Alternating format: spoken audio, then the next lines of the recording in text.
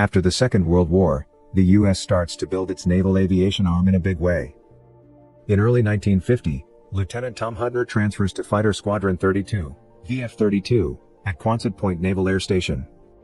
One morning, as Hudner arrives at the air station, he walks through the bustling hangar, the sounds of mechanics working on aircraft filling the air. He heads to the locker room to settle in. As he places his belongings in his locker, he hears a noise from the washroom. Shortly after, Ensign Jesse Brown steps out, adjusting his uniform. Hudner, noticing Brown, introduces himself with a friendly smile. "Hi, I'm Tom Hudner," he says, extending his hand. Brown shakes it and introduces himself as Jesse Brown. Hudner quickly realizes that Brown is the only African-American member of the squadron. Despite the potential tension, the two men share a mutual respect. Hudner integrates well into the squadron, which is assigned the powerful and notorious F-4U-4 Corsairs, nicknamed the Widowmaker due to their reputation for fatal accidents if not handled properly. The squadron's pilots include Marty Good, Bo Lavery, Bill Koenig, and Carol Mooring, each bringing their unique personalities and skills to the team. The squadron is led by Lieutenant Commander Dick Sevely, a seasoned and respected officer.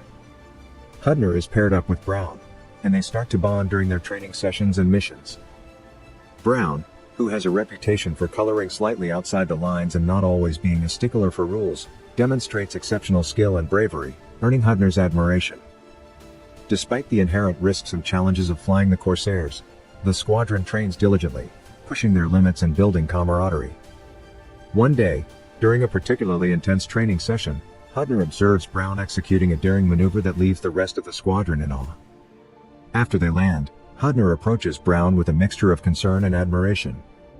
"That was impressive, Jesse," Hudner says, "but you had me worried there for a second." Brown grins and responds, "You know me, Tom. I like to keep things interesting." Through their shared experiences, Hudner and Brown develop a deep friendship, facing the challenges of their demanding roles together, and preparing for the inevitable trials that lie ahead in the skies. After Brown's car breaks down one evening on his way home, Hudner offers him a ride.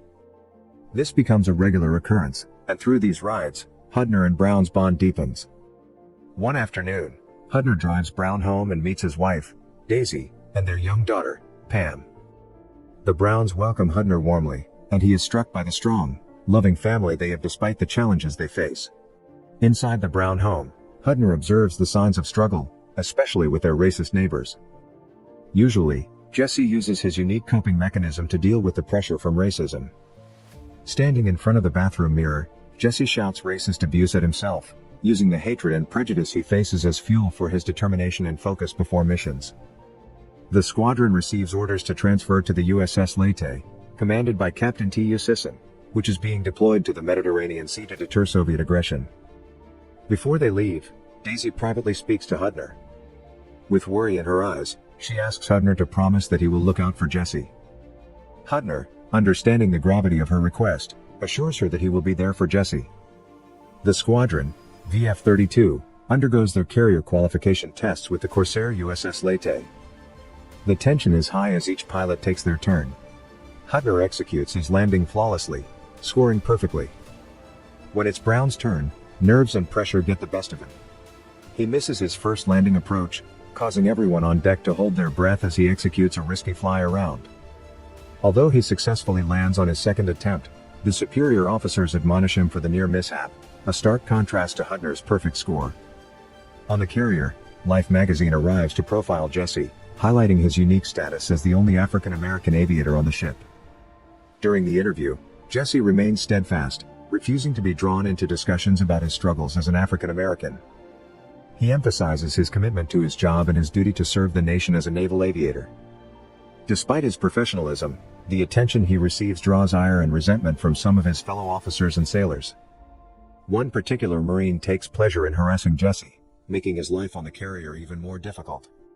This Marine's taunts and provocations are relentless, yet Jesse refuses to stand up to him, opting instead to maintain his composure and focus on his responsibilities.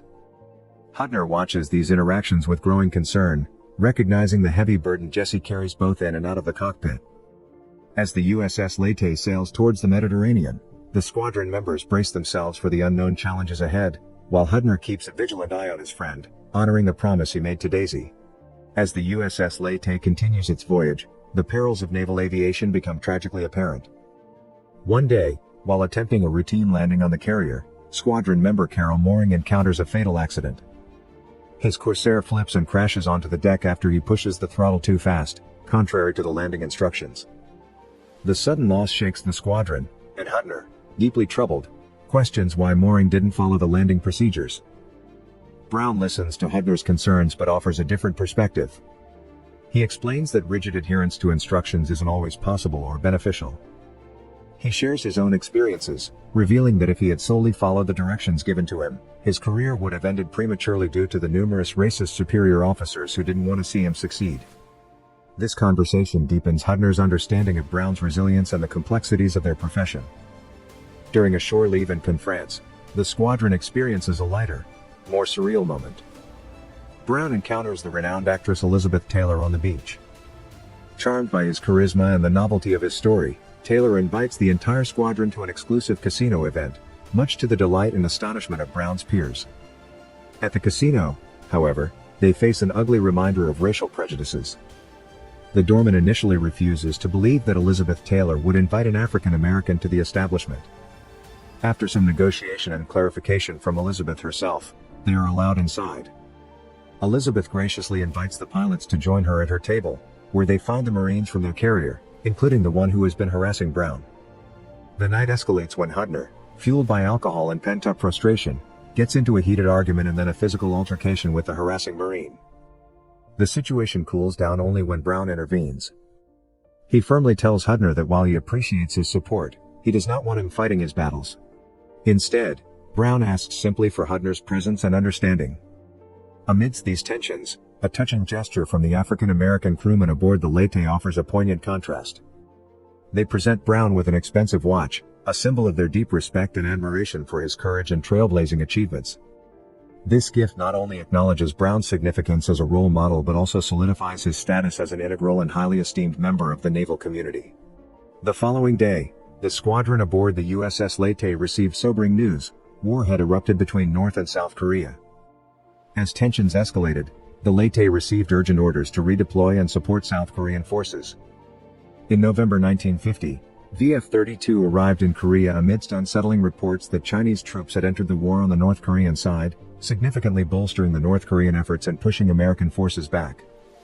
Upon arrival, VF-32 is tasked with a critical mission: to destroy a pair of strategic bridges on the Yalu River, which forms the border between China and North Korea. These bridges are vital as they serve as the main access points for Chinese troops entering Korea. Previous attempts by B-29 bombers to destroy these bridges had failed, leaving the task to the squadron. Although they are given strict orders to engage only on the Korean side of the border to avoid escalating tensions with China, the urgency of the mission weighs heavily on everyone. Lieutenant Commander Sevely gathers his squadron, emphasizing the mission's importance and the non-negotiable directive to bring everyone back home safely, no matter what challenges they face. The pilots nod in understanding, the weight of responsibility clear in their expressions. As they approach the Yalu River, the squadron splits into groups. Brown and Hudner take on the task of fending off a MiG-15 fighter jet that has intercepted them. Despite the high stakes, they manage to hold off the MiG-15, showcasing their piloting prowess and teamwork. Meanwhile, the rest of the squadron focuses on the bridges. They launch their attack, but only one bridge is successfully destroyed, the other remains stubbornly intact. Faced with intense anti-aircraft fire from the Chinese side, Hudner makes the difficult decision to call for a retreat to avoid further casualties. However, Brown, driven by a fierce determination to complete the mission and perhaps sensing the critical impact of their task on the war effort, makes a bold decision.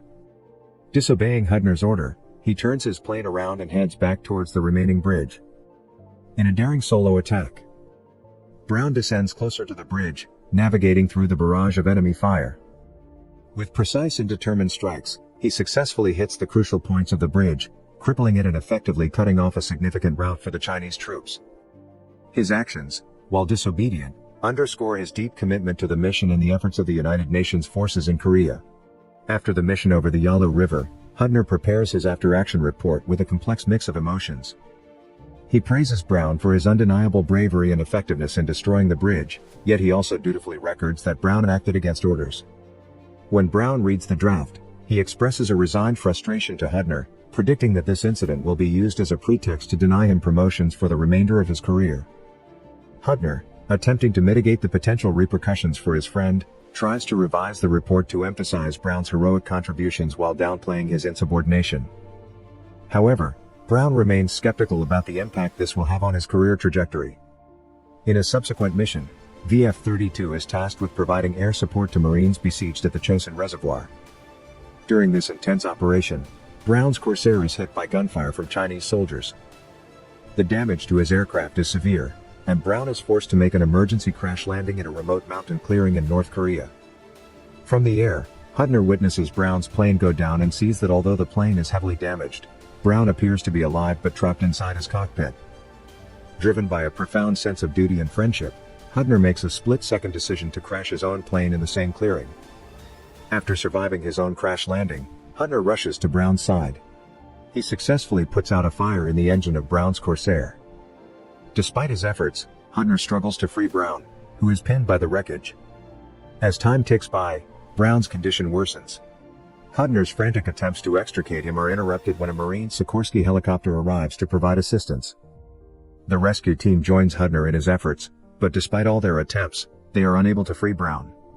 Brown's injuries are too severe, and he dies in the cockpit. Back on the USS Leyte, the emotional toll of the incident weighs heavily on the squadron. Hudner's commander, after assessing the situation and the risks involved, concludes that it is too dangerous to attempt a recovery of Brown's body from the area, which remains under Chinese control. Instead, the squadron is ordered to carry out a funeral flight over the location where Brown went down. Several months after the tragic events in Korea, Lieutenant Tom Hudner stands in a solemn ceremony at the White House, a mix of pride and sorrow visible on his face. President Harry Truman presents Hudner with the Medal of Honor. The medal is awarded not just for Hudner's bravery in combat but also for his extraordinary efforts to save his friend and fellow aviator, Jesse Brown. After the ceremony, Hudner, still grappling with his emotions, finds a moment to speak with Daisy. In a quiet, heartfelt conversation, he expresses his deep regret and sorrow for not being able to rescue Jesse. Hudner's voice trembles as he apologizes, wishing he could have done more to bring her husband back alive. Daisy listens intently, showing understanding and quiet strength. She gently reminds Hudner of the promise he made before they left for Korea, not a promise to save Jesse but to be there for him.